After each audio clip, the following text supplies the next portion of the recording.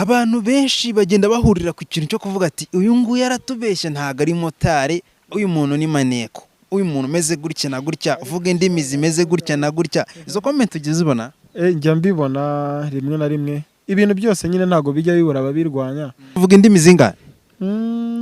Ngerageza muri 5, ndi kwiga n'izindi 2 ngo zizabe 7.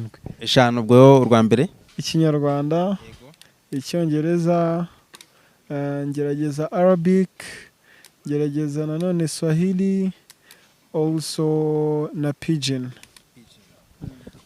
Izo ndimi zose ugiye kwiintroduce wowe muri izo ndimi, uva muri rumwe ujya mu rundi, hanyuma kugira ngo umunyarwanda wese cyangwa se n'undi muntu uri kumva runo rurimi turi gukoresha n'urundi rurimi ugiye gukoresha abashe kurushaho kuba yakumenya.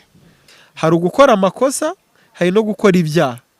No kuvuga ngo umuntu naramuka atwaye yasinze akanywa inzoga agasinda yarangiza agatwara bakamufata, uwo nguwo ntabwo azahanwa nk'umuntu waciye wenda muri sansenika atabibonye. Byerekeranye n'amashuri no kuba abamotari bagenda bavuga ngo ntibize, none nkawe wenda wize nk'amashuri angahe kugira ngo abantu badukurikiye babashe kukumenya bihagije?